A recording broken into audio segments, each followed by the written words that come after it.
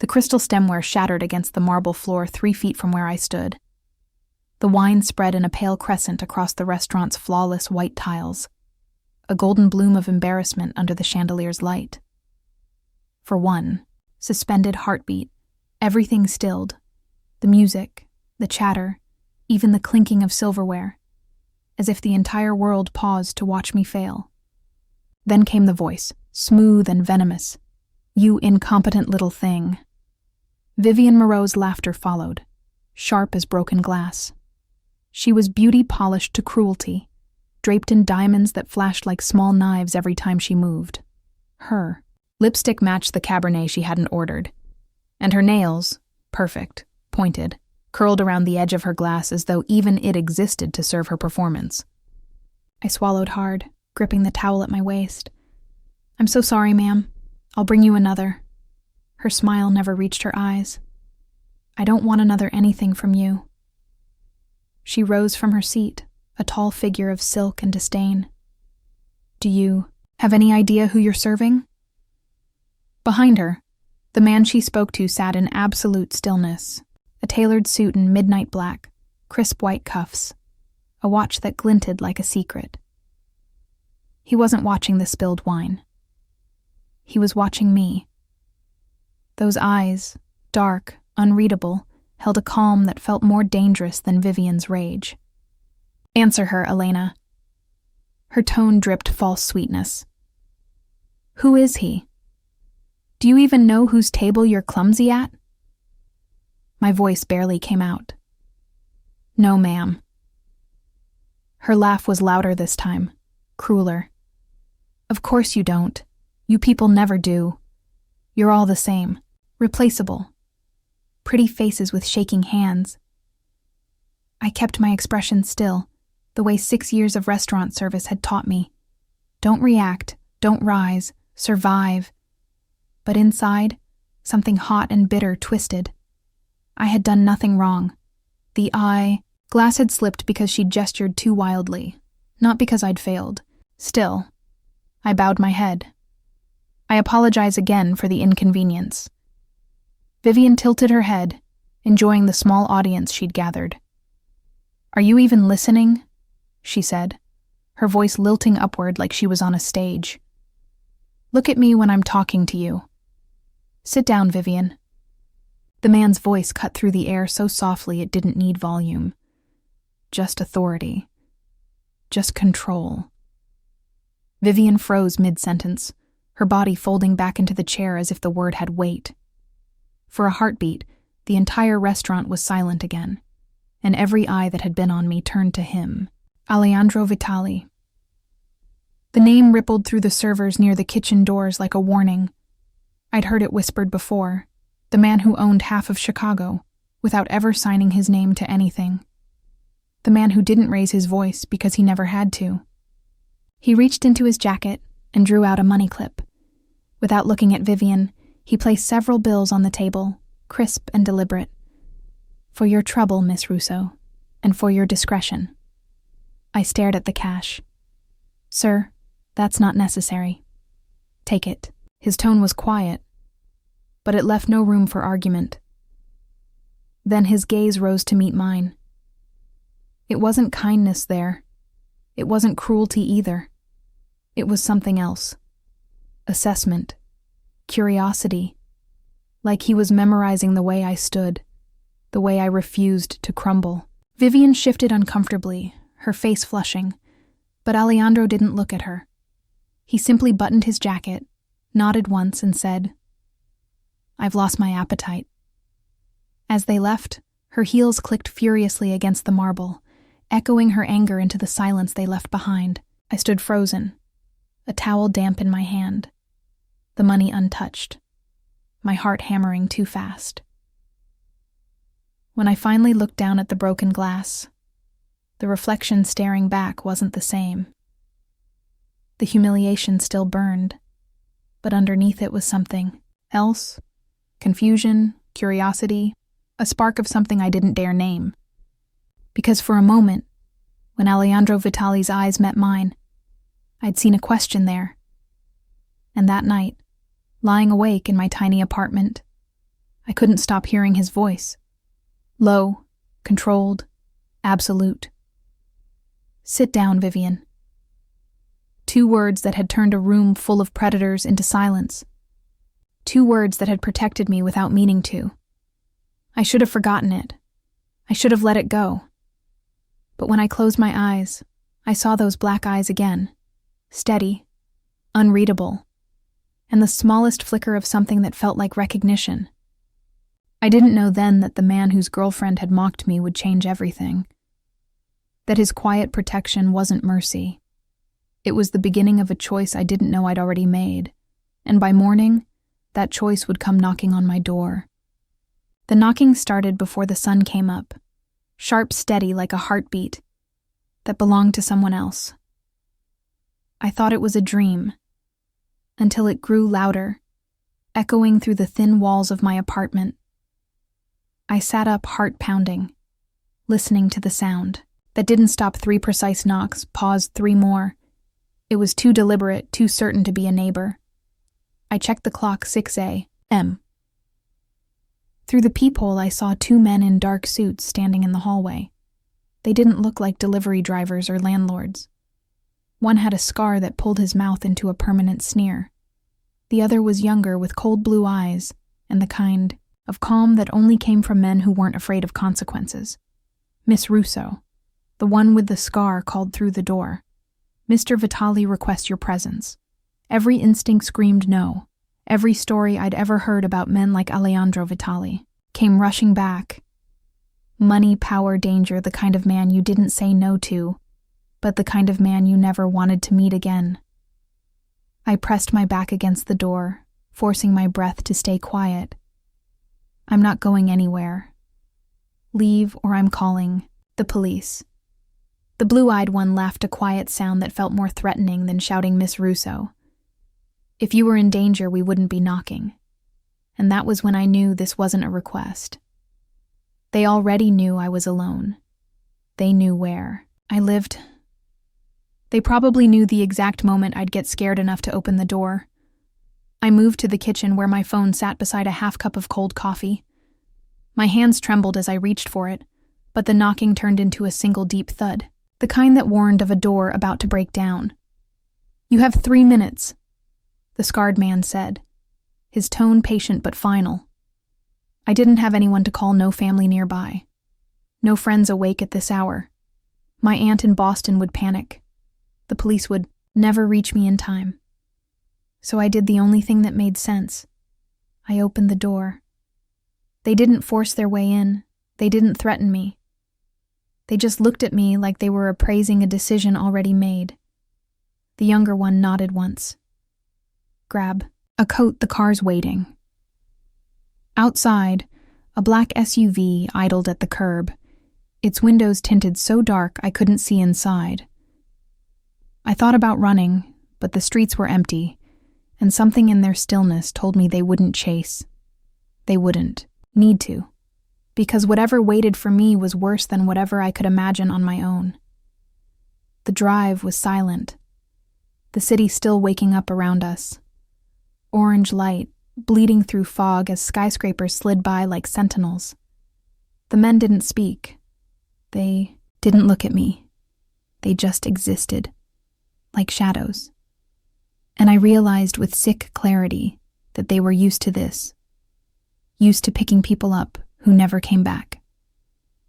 When the car finally slowed, we weren't in the city anymore.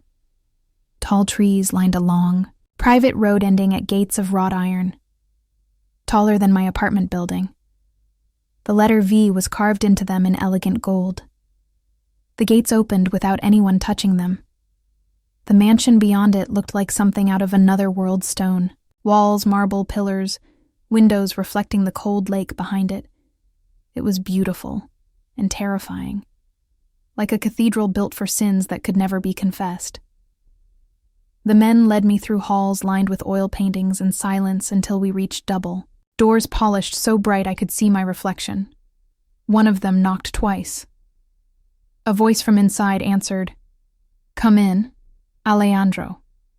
Vitali stood by the window dressed in black, the morning light turning his white shirt into silver. He didn't look surprised. To see me. He looked like a man who'd been waiting since the night before. Miss Russo. He said thank you for coming. His tone was calm, the kind of calm that made everything worse. I didn't have much of a choice. I replied. His lips curved just slightly. You'll find I rarely leave room for choice. I stayed near the door, refusing to step closer. Why am I here? He turned from the window, those dark eyes meeting mine, and I felt the room shrink around us because my grandfather saw you last night and decided you're going to be my wife. The words hit like a slap. I stared at him, certain I'd misheard. He walked toward me slow, measured, not a threat, but a certainty. My grandfather's dying wish is to see me married to a woman of honor. And after, last night he believes he found one.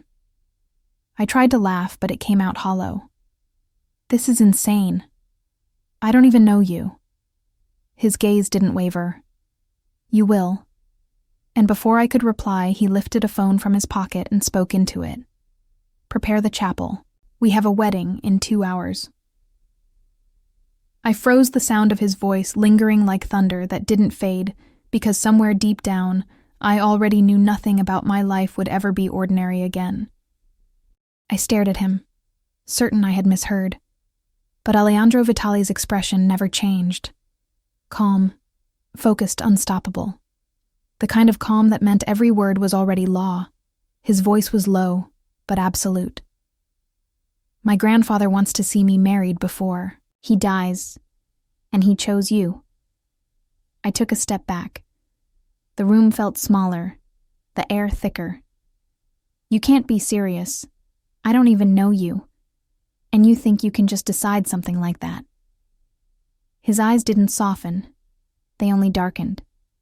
I don't think. I know it because when my grandfather decides something, it becomes truth. Refusing him isn't an option. Not for me and not for you. I should have run, but there was nowhere to run. The men outside, the guards in the hall, even the walls of the mansion, seemed to belong to him. I gripped the edge of a chair to steady my shaking hands. Why me? Why not someone from your world? His answer came fast. Because you're not from my world. You're clean, uncorrupted, untouched by what we are. That's why he believes you can save us. Save you from what. He turned toward the window, looking out at the endless lake, the early light reflecting like shards of ice from the surface. From ourselves, he said softly.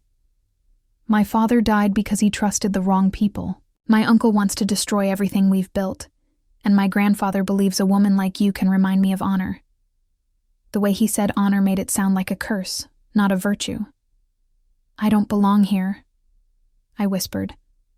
I'm a waitress, not a saint. He finally faced me again, moving closer with each word. You're a Russo. Your grandfather was a man of principle who stood against corruption when the rest of Calabria sold its soul. He paid the price for it. My grandfather remembers him. He sees that same strength in you. I felt my stomach drop. You had me investigated last night, didn't you? His silence was answer enough. Every file, every photograph, every detail of my life was probably already on his desk. He walked closer until the scent of his cologne filled the air. Dark, expensive, and unsettling. I'm not asking for your love, Elena. I'm asking for your cooperation. Marry me now. Stay until he's gone. Then I'll give you your freedom. I'll fund your studies. Protect you. Ensure no one touches you.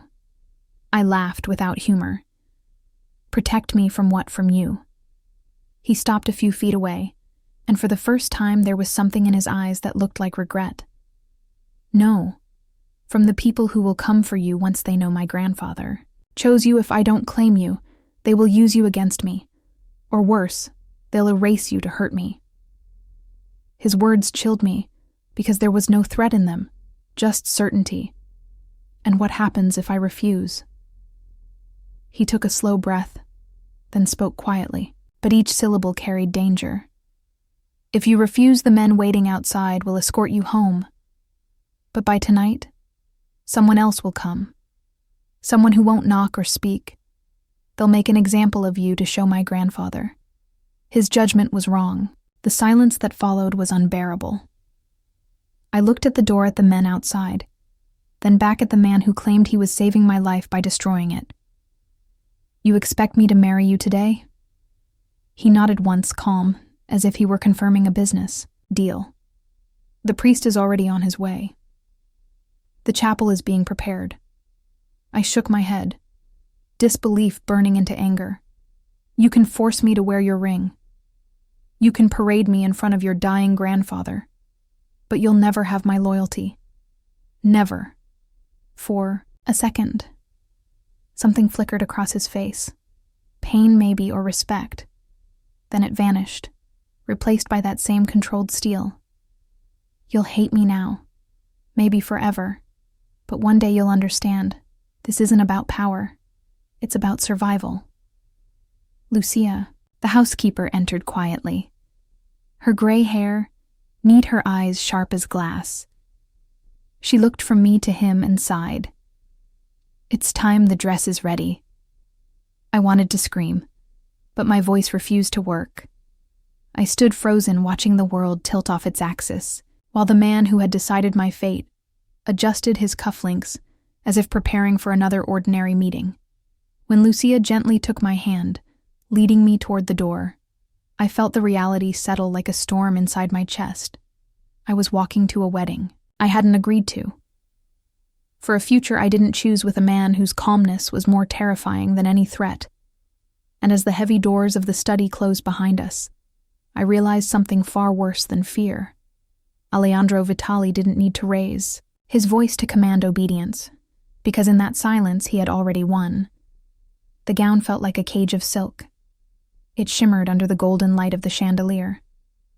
As three women I didn't know moved around me. With quiet precision, one fixed the lace at my shoulder. Another adjusted the veil that I refused to wear. A third brushed powder across my trembling hands. I stood still like a mannequin, trying not to think about the word bride, and how it no longer meant choice. Outside the window, the Vitali estate was draped in morning fog. The lake beyond it, a sheet of silver stillness that looked almost holy.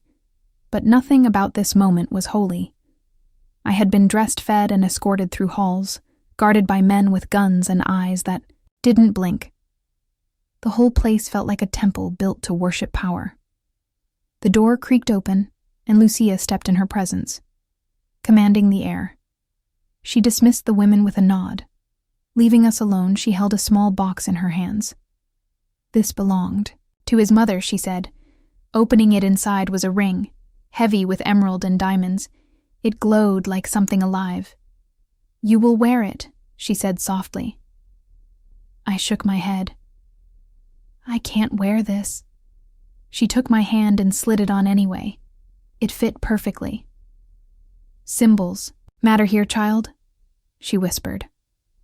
It tells the world that you belong to him. I looked at my reflection, the ring gleaming, the silk draped across my shoulders, and thought belonging is just a polite word for captured.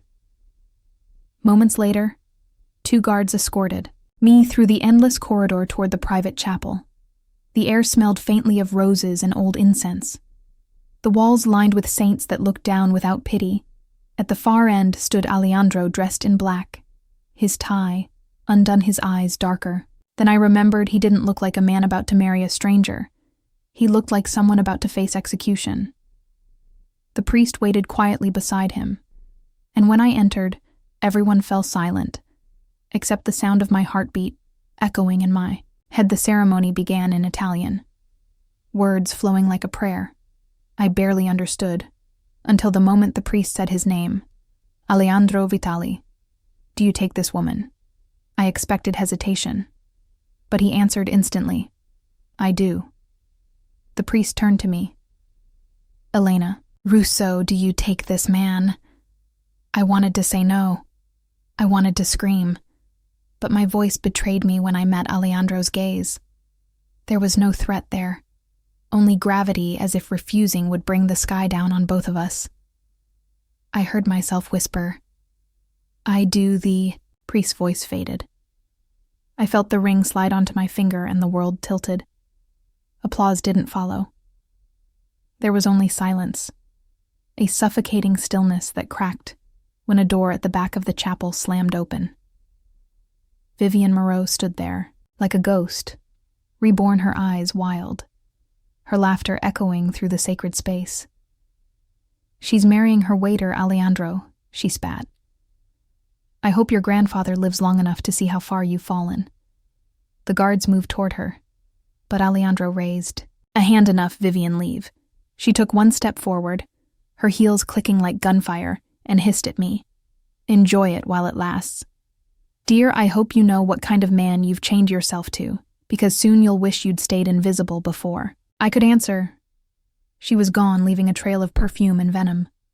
The priest cleared his throat, murmured the final blessing, and the old Don wheeled himself forward, his frail hands trembling as he reached for ours. "You honor this family," he said, looking at me with fading eyes. "Promise me you'll help him become the man he should be." I nodded, not because I believed I could, but because the dying deserve peace. He smiled a ghost of satisfaction before the nurse wheeled him away. The celebration that followed wasn't a wedding. It was a test. The men watched me like hunters, the women like judges. Alejandro never left my side, his hand resting lightly at my back, his touch both shield and chain. When the final toast was made, he whispered close, "To my ear, you did well. They'll think twice before challenging me now." When the guests finally left, I escaped to the room Lucia had prepared. It was enormous but cold, a cage with silk sheets. I had just kicked off my heels when the door opened again. Alejandro stood there, still in his suit, his tie gone, his eyes unreadable. "I thought he'd come to claim his rights instead," he said quietly. "I wanted to make sure you were all right." I laughed bitterly. "All right. I'm married to a man who kidnapped me and forced me into a life I never wanted. And you ask if I'm all right."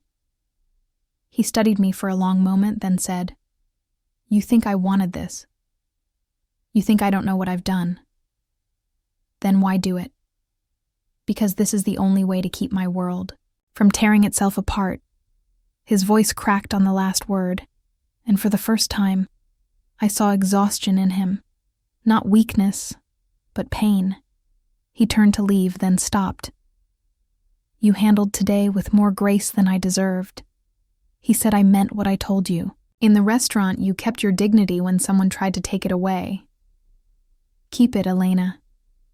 It's the only thing that makes you stronger than the rest of us." When he left, the silence rushed back, heavy and endless. I looked at the emerald ring glinting on my finger and realized that the vows we had exchanged weren't promises, they were chains forged in gold, and for reasons I couldn't understand, I was already wondering what it would take to break them.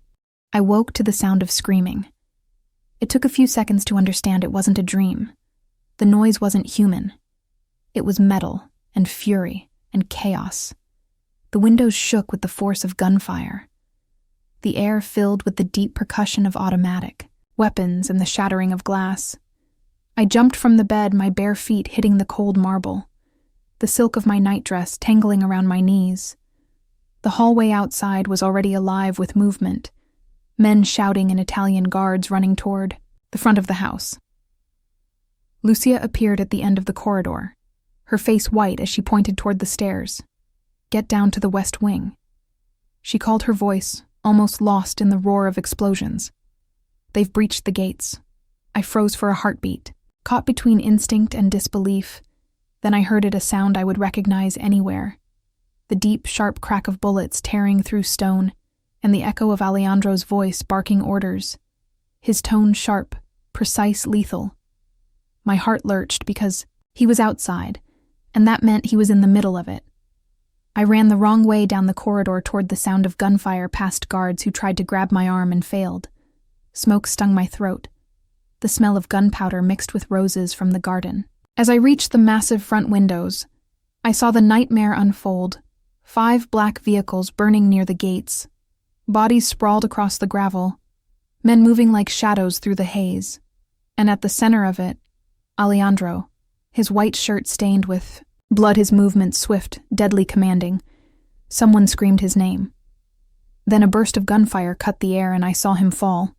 He hit the ground hard, his hand clutching his shoulder before one of his men dragged him behind a pillar. I didn't think. I just moved. I grabbed a medical kit from the wall cabinet and ran through the side entrance.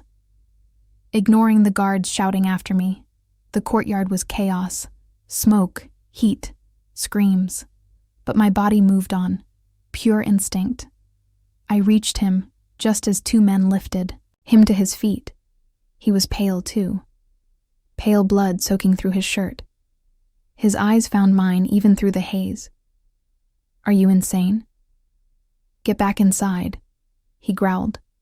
The effort of speaking made his jaw tighten. "I'm a nurse, or at least I will be," I said, pressing my hands against his shoulder to slow the bleeding. "You're hit through and through, you need pressure, not orders." He didn't argue again. He just stared at me, his breath coming short.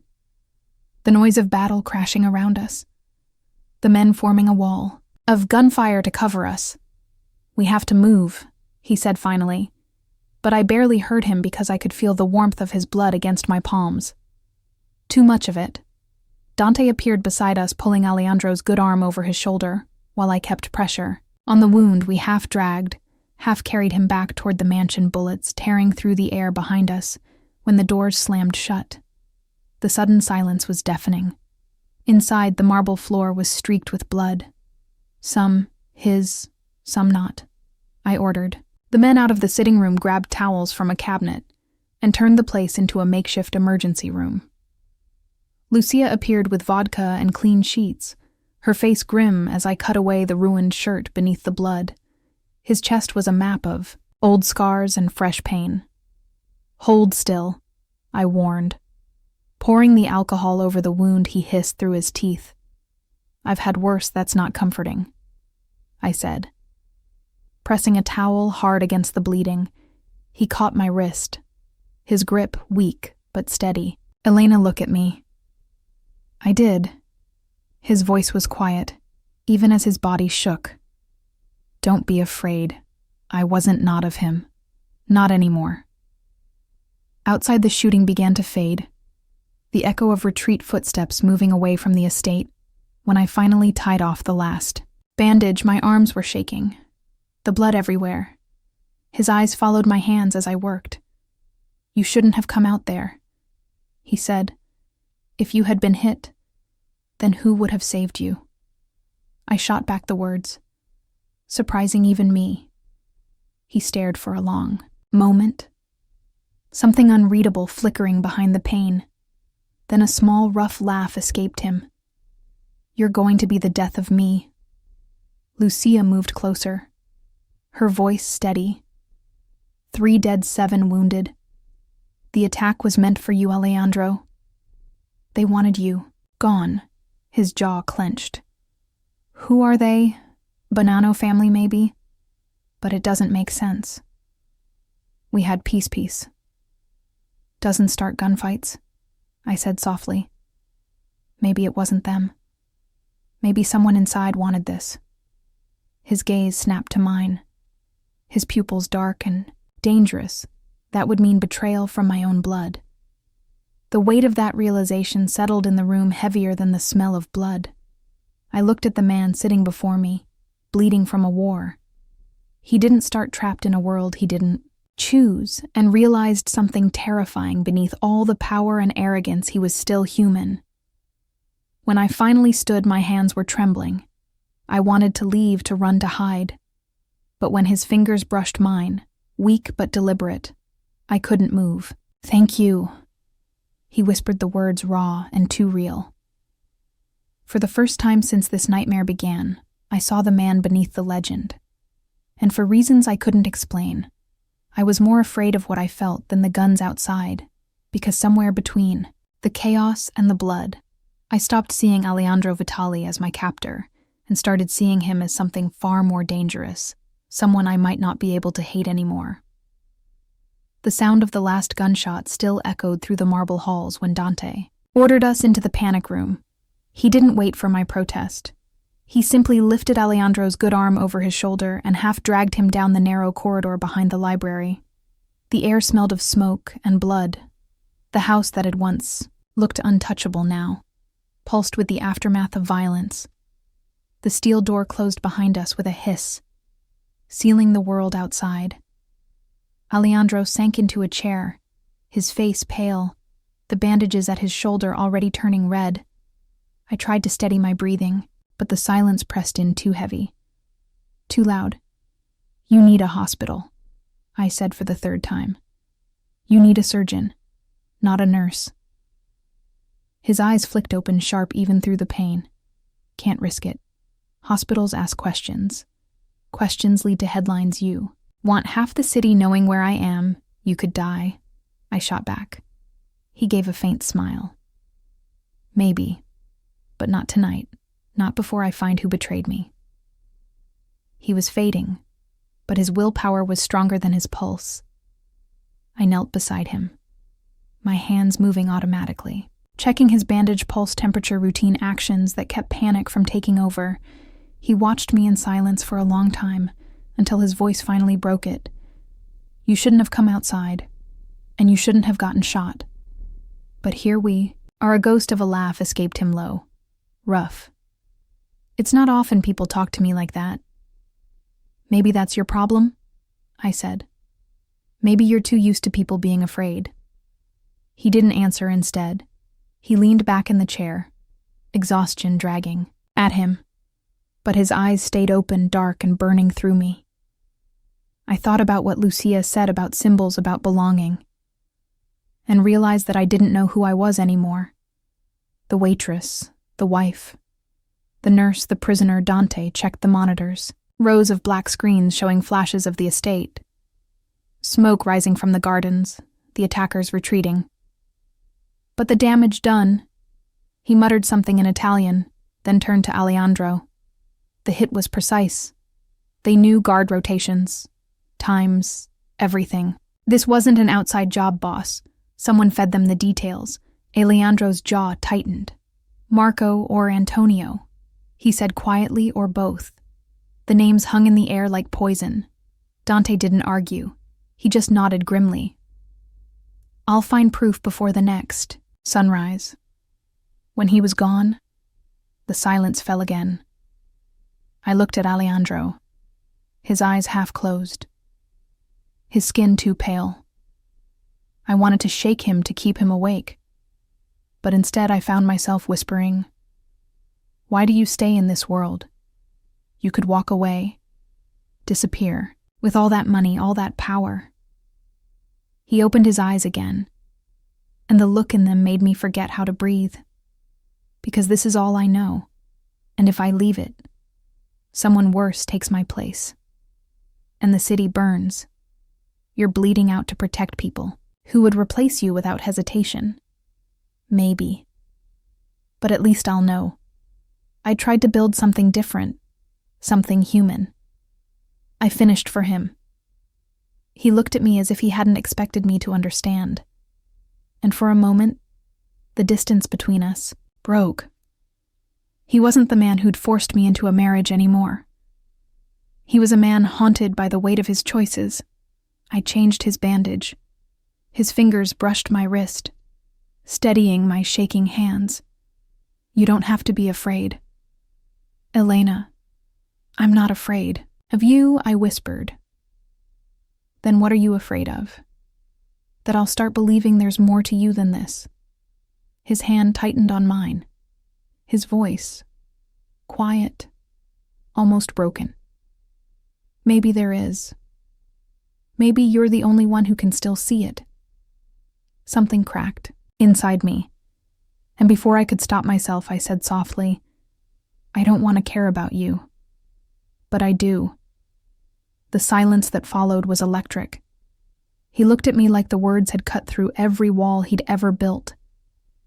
Then his voice came low, rough, careful. "Say it again." I care about you. Alejandro, he exhaled slowly, his good hand moving to my cheek, trembling from blood loss or something else I couldn't tell you. Terrify me, Elena, he said, because you make me want things I can't afford to want. He pulled me closer before I could think, before I could stop him. His lips brushed mine, warm, desperate, and wrong. But I kissed him back, the world outside, forgotten his hand tangled in my hair, his breath mingling with mine, and for one impossible heartbeat, the chaos was gone. Then the door banged open, Dante's voice sharp and breathless. Boss, we have a problem. The Russians are claiming responsibility for the attack, but they say it was retaliation for a hit you never ordered. They're calling for a meeting, all 5 families tomorrow night. Alejandro straightened, the softness gone, the leader returning. I'll be there. You can't, you're half dead. If I don't show up, they'll assume guilt and move against us. He pushed himself to his feet, his body swaying.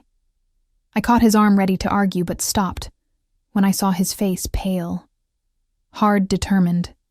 There was no point. His world didn't allow weakness. Fine, I said. Then I'm going with you. Absolutely not. I lifted my chin. You said I'm your wife, remember? They'll expect me there, and maybe they'll underestimate me because of it. Use that. His gaze met mine, something flickering between fury and admiration. You're either the bravest or the most reckless woman I've ever met. Maybe both, I said.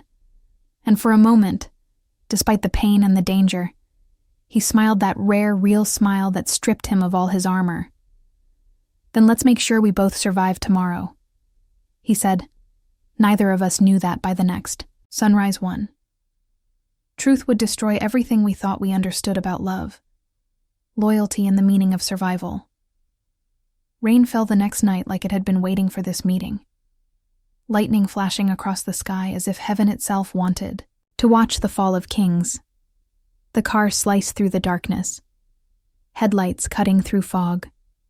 Alejandro sat beside me, silent, his bandaged shoulder hidden under a black suit that fit like armor, his jaw tight, his eyes colder than the storm outside. He had refused painkillers, refused help, refused everything except control. Every turn of the car felt like the tightening of a noose. I could see the tension in the way his hand rested on his knee, steady but ready, his ring catching the lightning. For a heartbeat, we arrived at the old cathedral in Little Italy, where the 5 families gathered once a year to keep the illusion of peace alive. Now its stained glass windows glowed with dim firelight, the doors guarded by men with faces carved from stone. As soon as we stepped inside, all sound died. The leaders of the rival families turned their heads, their eyes following me. Not him. I was the anomaly. The waitress turned. Wife. The unknown variable in a world built on power and blood. Alejandro guided me forward, his touch firm at my back. Not gentle, not cruel. Just there. The long table stretched under flickering candles, the air thick with cigar smoke and suspicion. The Russian Don Viktor Morozov sat at the far end, his smile sharp and mocking. Beside him, Antonio Vitali, Alejandro's uncle, calm, confident, betraying nothing. Alejandro's voice broke the silence first, direct, cutting through the noise before it began. I didn't call this meeting, but I'll end it, he said. Someone broke the truce last night. I lost men, property, blood. If anyone here thinks I'll bow to intimidation, you've forgotten who built this table. Victor laughed low and slow, his accent thick. Maybe you should ask your uncle. He seems to benefit most from chaos. These days, all eyes turned to Antonio. He didn't blink. Nephew, you should rest. Not accuse the men who've kept your throne standing while you chase ghosts and waitresses. The insult hit the room like a slap, but Alejandro didn't flinch. Instead, he leaned forward. Voice calm, measured, the kind of calm that made men reach for their guns. She saved my life last night. That's more than I can say for half of you. Victor's smile thinned. Still, every kingdom rots from inside. Perhaps you should look closer before blaming outsiders. Something in Alejandro's expression changed. The silence stretched until I realized every man there was waiting for his reaction. Then he did something no one expected. He turned to me. "Elena, tell them what you saw." The air cracked open. Every head turned to look at me. The girl who wasn't supposed to speak. I felt Alejandro's eyes on me, not commanding, just trusting. I rose slowly, my palms damp with sweat, my heart pounding. But my voice came clear. The attack wasn't random. The shooters didn't come through the front gate. They came through the west fence. That means someone gave them access from inside. I paused, then looked straight at Antonio's men. One of your guards was the first to disappear. During the fight. A murmur rippled through the room. Dante slid a photograph across the table. A grainy image from security footage showing the same guard speaking to a man near Victor's warehouse. Antonio's smile faltered for the first time. "I don't know him." "You should," Alejandro said, "because he's been on your payroll for 7 years. Victor's eyes narrowed. "This is getting entertaining, but you should know something." "Vitali, my men intercepted a message last week. Someone inside your house made a deal with me pretending to be you. They offered me control of your shipping routes in exchange for removing you permanently." The room fell silent. Alejandro didn't speak for several seconds. Then his voice dropped lower, colder. "Who sent that message?"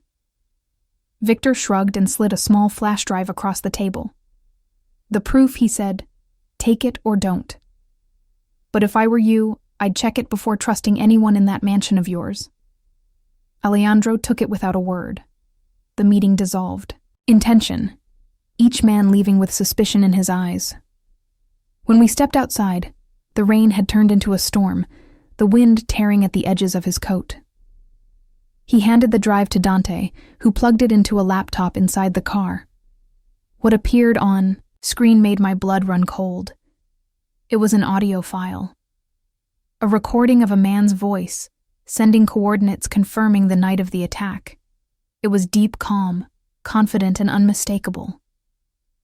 Lucia's voice. No one spoke for several seconds. Dante stared at the screen, eyes wide. "She's been with your family for 20 years. Alejandro." He didn't answer. His hand clenched into a fist, his jaw locked. "The betrayal cut deeper than any wound she raised me," he said quietly, his voice raw. "She saved my life. More than once I tried to speak, but my throat closed. The truth was too heavy. Maybe someone forced her. Maybe she thought she was protecting you." He turned toward me, his eyes darker than the storm that raged outside. "Maybe," he said, but the look on his face told me he didn't believe it.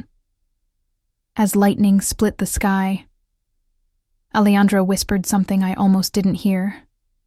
"This ends tonight." I knew then that the storm outside wasn't the only one waiting to break.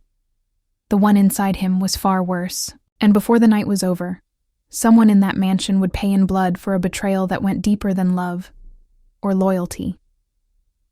The drive back to the mansion felt endless thunder, rolling above the city like a warning, the wipers slicing through rain that refused to stop. Alejandro hadn't spoken since they left the meeting.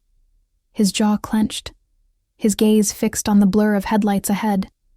Dante sat in silence, gripping the wheel. The air inside the car was heavy with something colder than anger. Betrayal.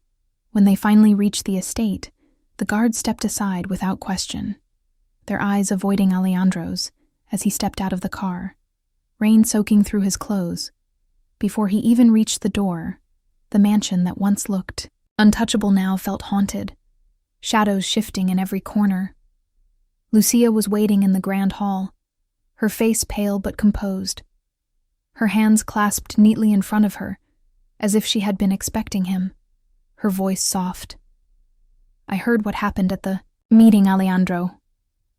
He stopped several feet from her, his soaked hair clinging to his forehead. "You heard because you already knew," he said, his voice low. Quiet, too quiet. Her eyes widened for a moment before she looked down at the floor. I don't know what you're talking about. He threw the flash drive onto the marble floor.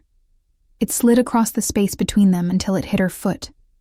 Play it, he said, his tone deadly calm. Dante plugged it into the small speaker system. The audio filled the silence. Lucia's voice, calm, steady, repeating coordinates, times, and codes. For a moment, she said nothing. Then her shoulders straightened. I did it, she whispered. The words dropped like stones into a lake of silence. Alejandro didn't move. He didn't even breathe. Why, her eyes lifted to his, filled with sorrow. Because I couldn't watch you become your father. The sound of that name hit him harder than a bullet. His expression cracked for the first time. My father. Lucia nodded, tears filling her eyes. Died chasing revenge. He forgot. Mercy. Forgot love. I watched it destroy him, and I saw that same fire burning in you. I thought if they took something from you, maybe it would stop the cycle. Maybe you would walk away from this life. Alejandro's voice shook. For the first time. You betrayed me to save me. She nodded, her voice breaking. I raised you like my own, but I couldn't raise another monster. For a second, I thought he would shoot her. His hand twitched near the gun under his jacket, but instead, he turned away, pressing his palm against the wall, as if the weight of her words had crushed something inside him. Leave, he said quietly. She hesitated. Please, Alejandro, listen to me. Leave before I change my mind. Lucia's sob filled the hall, but she obeyed. Walking past him, her footsteps fading down the corridor until the door closed behind her. The silence that followed was unbearable. I stepped closer, trying to speak, but he turned his gaze to me and I stopped. The pain in his eyes was worse than fury, worse than blood. She was my only family, he said. My voice caught. I know.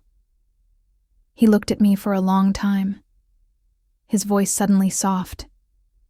Do you think she was right? Do you think I'm like him? I didn't answer because I didn't know.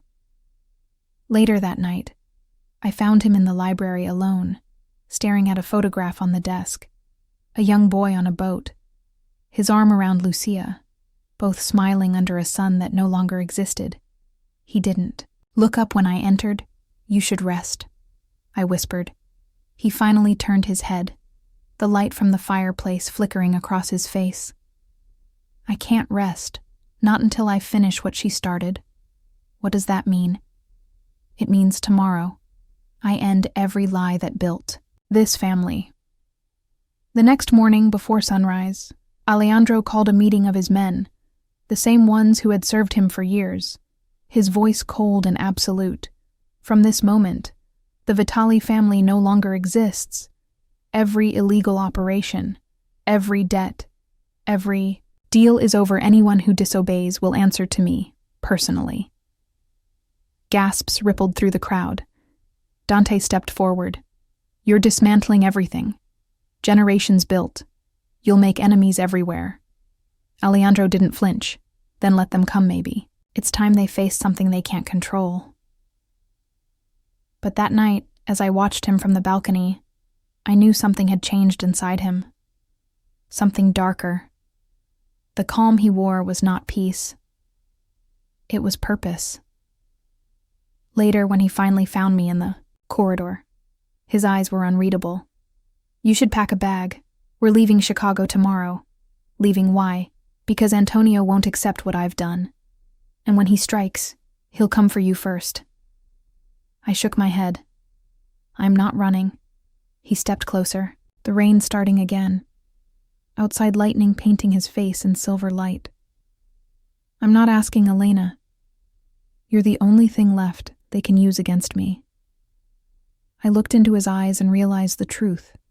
He wasn't trying to protect himself anymore. He was protecting me, even if it meant losing everything he'd built. But just as I opened my mouth to argue, A deafening explosion tore through the air. The walls shook. The lights flickered and smoke poured down the hall. Dante's voice shouted, "From below, they've breached the east wing." Alejandro's hand gripped mine, pulling me toward the stairs. "Stay close," he said, his voice steady, his eyes burning through the smoke. "They want war then tonight. They'll see what happens when I stop pretending to be merciful." The old man's room smelled of medicine and old paper, a soft light leaking in through thin curtains while machines kept time with the last of his breaths. Alejandro sat at the bedside like a soldier at attention, his fingers white around the envelope he had not opened until this morning, the paper brittle with years and secrets. The Don coughed once, a sound like gravel, then reached for Alejandro with a hand that trembled but held authority still, his voice a whisper that carried like thunder through the quiet room. "You brought her," he said. And in those two words there was approval and accusation, and a lifetime of expectation wrapped together. When the old man smiled, it was a thing that belonged to another era, a softer expression that made Alejandro look like a boy for a heartbeat. Elena stepped forward, because staying away felt like theft, because the dying deserved witnesses, not strangers, because whatever choice had been set in motion belonged to all of them. "Now, you honor our family," he croaked, his eyes clear and sharp, even as his body was failing. "Promise me you will help him be better than we were. Promise me you will choose a different way." Elena felt the weight of his plea more than his command, a pressure that bent the air around them into something solemn and irreversible. "I promise," she whispered, because promises were the currency of small mercies, and she had already learned the cost of refusal. When the dawn reached beneath his pillow, he shuddered, then drew out a bundle of documents tied with a faded ribbon and a single key on a chain, his fingers surprisingly steady as if the act itself steadied him. "These are for you," he said to Alejandro. "Proof and instruction, things I kept, because I feared what they would do to whoever held them. But you have a head that refuses to let things rest. So take them, and decide what kind of man you will be." Alejandro accepted the envelope with a reverence that looked like fear, his jaw working, as if each fold of paper carried a verdict. Later, when the staff had left and the monitors ticked in lonely rhythm, he opened the bundle, and the room shrank as names and numbers and ledgers and payments spilled into his hands. There were receipts for explosives, wire transfers to a shell company in Prague, intercepted messages between a fixer named Pavle and a man who signed only with a call sign, and worst of all, a recording so clean and clinical that the voice on it had the weight of a courtroom confession. He pressed play, and Pavle spoke in a Russian accent recounting the night he checked the car. The explosion, the signal, the money, and when the voice finished, Alejandro felt a calm fury that ran colder than any battle adrenaline he had ever known. Viktor Morozov said his name aloud, and it was a blade, because the evidence was not just accusation, it was proof, threaded through with payments that matched Victor's offshore accounts, details only an insider could have known, fingerprints on a conspiracy that had tried to be the family he despised. Elena sat beside him, the envelope between them like a third presence, and she felt something shift inside Alejandro, like a hinge unlocking a door to something dangerous and inevitable. "We bring it to the commission," he said at last, his voice low, controlled, the leader re-emerging from under the wounded man. "We bring everything publicly. Let the families judge. Let the law of our world decide whether blood pays for blood, or whether mercy can be stronger than revenge." She watched him, as if seeing him in a new shape. Not only the man who had ordered her life stolen for protection, but a man who was choosing the hard path of procedure instead of the easy one of vengeance. It was a risk that tasted like iron because exposing Victor might ignite a war. But it might also be the clearest way to change the rules of their world, to force men, who had always chosen death, to consider exile or judgment. Instead, the commission gathered in an abandoned courthouse at dawn, the building hollow but for men, with histories carved into their faces, and men who had made peace with killing long ago. When Alejandro presented the dossier, his voice cut through the room like a blade. The evidence laid bare in a way that the old Don had intended to leave as a choice rather than a sentence. Victor sneered, denied, attacked the evidence with the practiced contempt of a man who had bought more denials than most could count. And yet, when the recording played and Pavle's voice filled the hall, the murmurs shifted into the cold hush of disbelief. Dominic Bonanno surprised them all with a decision that was not blood for blood. He suggested exile, a removal of power rather than a spectacle of death. Because exile carries shame and economic ruin, which can sometimes be more corrosive than a grave Alejandro could have stood, and demanded the old ways he could have reached for the gun hidden in his coat, and ended the man who killed his father. But instead, he looked at Elena in the front row, as if asking whether they were building a new legacy or accepting the old debt again. She met his gaze, and in that look was 1,000 small mercies and a steady refusal to let him become the man revenge required. So he voted for exile on the record, and the room, stunned by his restraint, carved a new mark in the ledger of what leadership could mean. But mercy in their world breeds its own enemies, and just as they left the courthouse with a verdict that shocked and shifted alliances, a whisper followed them like a storm cloud. Antonio met Alejandro in the empty corridor, his smile a knife wrapped in silk. He said bitterly, "You think you are finished. The past does not die because you asked it to. It replies and demands more." He held out a folded paper like an accusation, and with a flourish, he declared, "I have something to tell you about your wife Elena's stomach folded into ice," as Antonio spoke the words like a curse, claiming lineage where none existed, accusing her of being a poison planted to ruin Alejandro from within. The claim was specific and vile and arranged to hurt where it would wound most, in the tender place of trust they had built. For a moment, Alejandro looked like a man split into two halves, one that wanted to tear the liar apart, and one that wanted to protect what he had chosen. His hands shook not with pain now, but with the weight of a choice between the world he wanted to end and the woman he had chosen to love. He could have taken Antonio in the hall and made an example. He could have torn open the old man and bled the truth on the marble. Instead, he closed his fist around Elena's hand, and with a voice that steadied more than it threatened, he said, "We make our own truth together, and if you stand with me, you stand with both of us." The storm around them did not end that night, but something inside the mansion shifted. A fragile covenant had been forged in public and in private, and as they walked back toward the estate, the envelope lay heavier in Alejandro's pocket, because justice had been chosen for the moment, and all of them understood that choosing differently would cost more than blood alone could pay. The morning after the verdict, the mansion was too quiet. Even the guards outside moved softer, as if afraid to break the stillness. Alejandro had not spoken since the commission. He stood at the edge of the lake, wearing black against the white light of dawn, the wind shifting his hair, his reflection fractured by ripples that looked like broken glass. I watched from the terrace, knowing that silence from him was never peace. It was the sound of war being planned in his head. When I finally stepped, closer he spoke without turning. "I spared a man who murdered my father, and now my uncle tries to destroy the only thing left that matters." He turned his head slightly, his eyes shadowed by exhaustion. "I don't know if mercy was strength or a mistake. It was strength," I said softly. "You proved you could stop the cycle." He looked at me, then with that unreadable intensity. "You still believe people like us can escape who we are. I believe we choose who we become."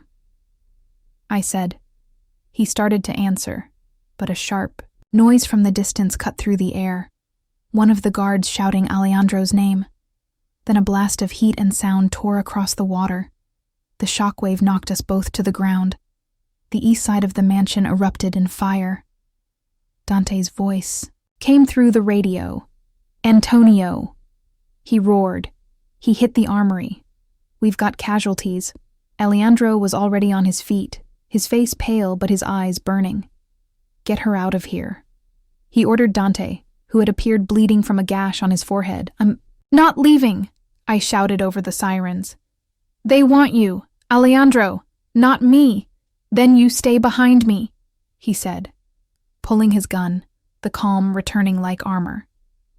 We moved through the smoke-filled halls, the world spinning in chaos, men shouting orders, gunfire echoing. From the lower floor somewhere through the haze, Antonio's voice carried loud and clear.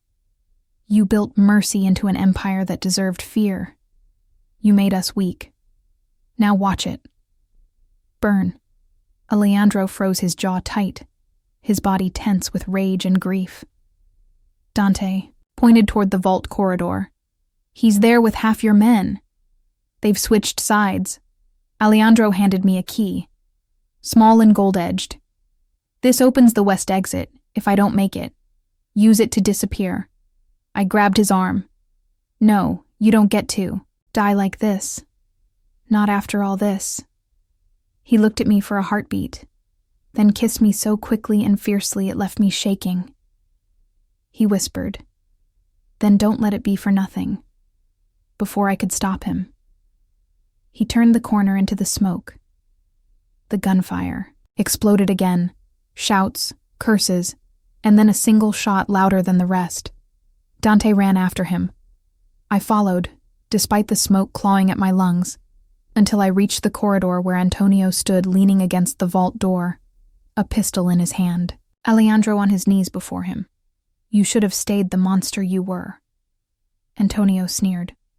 Mercy is for the dying. You forgot that. Alejandro's gaze flicked toward me just once before he moved faster than I thought possible, grabbing Antonio's, wrist twisting the gun away. The two men crashed against the wall, the weapon sliding across the floor. I ran for it, but Antonio shoved Alejandro backward and reached first. He raised the gun, aimed it straight at Alejandro's chest, and I heard my own voice. Before I realized I had pulled the trigger, the shot rang out. Antonio staggered back, eyes wide, the pistol dropping from his hand. He collapsed against the marble, his blood spilling across the floor. For a moment, the only sound was the fire, crackling behind us. Alejandro looked at me, his chest rising fast, his eyes full of disbelief. You saved me, I whispered. You would have done the same. Dante burst in, shouting the fire's spreading. We have to go now. We half dragged, half ran through. The smoke out into the courtyard as the mansion behind us went up in flames, the sky lit with orange light. Like the end of a kingdom, by sunrise only ashes remained. Firefighters doused what was left, the air thick with smoke. Alejandro stood in the ruins the world he had built. Gone every wall, every secret, every ghost turned to dust. He turned to me. Finally, his face streaked with ash and light. I wanted to destroy the legacy that killed my father. I didn't expect it to destroy itself. Maybe it had to burn, I said. Maybe this was the only way to start over. He reached into his pocket, pulled out the ring, his mother's emerald. The gold edges scorched by fire. He slid it onto my finger again. This time, his hand steady this time without witnesses, without fear, no more empires. He said no more blood, just life and choice in you. I felt the words sink deep because they weren't a promise made of power. They were a vow made of surrender. We left Chicago that afternoon. The news said nothing. World moved on as if the Vitali dynasty had never existed. But sometimes when he drove in silence, his hand resting over mine, I saw the faint scars on his wrist and the reflection of flames in his eyes. And I knew he still carried the ghosts. But at night, when the city lights flickered in the distance, and he whispered my name, like it was the only thing left that mattered. I knew that. For the first time, Alejandro Vitali wasn't the man who ruled over ruin. He was the man who had chosen to be human again. And somewhere between the ashes and the dawn, we both learned that love doesn't redeem you because it's pure. It redeems you because it makes you fight to be better, even after the fire.